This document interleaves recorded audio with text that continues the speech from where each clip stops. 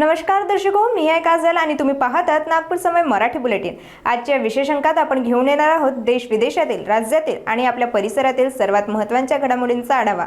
राजकारण, समाज, आरोग्य, संस्कृती, मनोरंजन आणि अनेक महत्त्वाच्या क्षेत्रातील ताज्या आणि ठळक बातम्या तुमच्या समोर मांडणार आहोत। तर मग वेळ न घालवता सुरू करूया आजच्या महत्त्वाच्या बातम्यांसोबत। T20 विश्वचषकात भारताने पाकिस्तानला 61 धावांनी हरवून ऐतिहासिक विजय नोंदवला। कोलंबो येथील आर प्रेमदासा स्टेडियममध्ये झालेल्या सामन्यात भारताने दिलेल्या 176 धावांच्या लक्ष्याचा पाठलाग करताना पाकिस्तानचा संघ 114 धावांवर ऑल आउट झाला आणि भारताने शानदार विजय मिळवला। जशी ही विजयाची बातमी नागपूर शहरात पोहोचली, क्रिकेटप्रेमी रस्त्यावर उतरले। लक्ष्मीभवन चौकात चाहत्यांनी फटाके फोडून विजयाचा जलसा साजरा केला। हातात तिरंगा घेऊन भारत माता की जयच्या घोषांमुळे संपूर्ण परिसर गजरून गेला।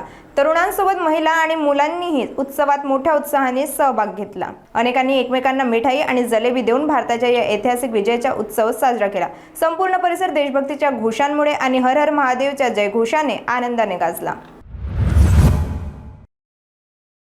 इंदूरमध्ये एका विद्यार्थिनीची हत्या करून तिच्या मृतदेहासोबत अमानवीय कृत्य केल्याच्या आरोपीत पियुष धामोंदे याने पोलिसांच्या चौकशीत मोठा खुलासा केलाय।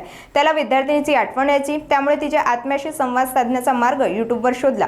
त्यानंतर त्याने नालासोपाराहून शृंगाराचा सामान, कुंकू, हळद, बांगड्या आणि बिंदी खरेदी करून मुलीच्या मृतदेहावर जादू टोणासारखा प्रकार केला।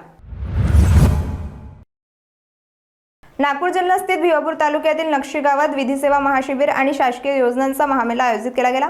कार्यक्रमात अनिल किल्लोर यांनी सांगितले की सशक्त समाजासाठी नागरिकांमध्ये कायद्याबद्दल जागरूकता असणे अत्यंत आवश्यक आहे। हा कार्यक्रम राष्ट्रीय विधी सेवा प्राधिकरण आणि महाराष्ट्र राज्य विधी सेवा प्राधिकरणाच्या मार्गदर्शनाखाली आयोजित केला गेला। या प्रसंगी प्रफुल्ल खुबाडकर आणि आमदार संजय मेश्रामसह अनेक अधिकारी उपस्थित होते। महामेळाव्यात विविध विभागांचे स्टॉल लावले गेले आणि पात्र लाभार्थ्यांना ट्रॅक्टर, ड्रोन, सायकल, प्रमाणपत्रे वितरण करण्यात आले। मोठ्या संख्येने ग्रामीणांनी या योजनांचा लाभ घेतला। भंडारा जिल्हा स्थित तुमसर तालुक्यातील गायमुख देवस्थान, ज्याला लहान महादेव म्हणून ओळखले जाते, येथे प्राचीन शिवमंदिर आणि नैसर्गिक झरणे आहे। 15 जानेवारी 2026 महाशिवरात्रीच्या दिवशी लाखो भाविक येथे उपस्थित होते। महाशिवरात्री पर्वात परमपूज्य बाबा विश्वनाथ कैलाशी आश्रम मागील 24 वर्षांपासून भक्तांसाठी भव्य महाप्रसाद आयोजित करतो। गोंदिया, बालाघाट, छत्तीसगड, नागपूर आणि चंद्रपूरमधून आलेल्या श्रद्धाळूंसाठी भोजन, राहण्याची सोय आणि पाण्याची सुविधा सुनिश्चित करण्यात आली। तसेच अतिरिक्त पोलीस अधीक्षक मोरे यांनी मेळाव्यात सुरक्षा व्यवस्था घट्ट ठेवली। माजी आमदार चरण वाघमारे यांनी विधिवत पूजा अर्चना करून शहरवासियांच्या सुख समृद्धीची प्रार्थना केली। संपूर्ण परिसर हर हर महादेव आणि बम बम भोलेच्या जयकारांनी गरजला। तसेच मेळाव्यात हजारो लोकांना रोजगाराच्या संधी मिळाल्या, ज्यामुळे पारंपरिक संस्कृती आणि मानवी एकतेला प्रोत्साहन मिळाले।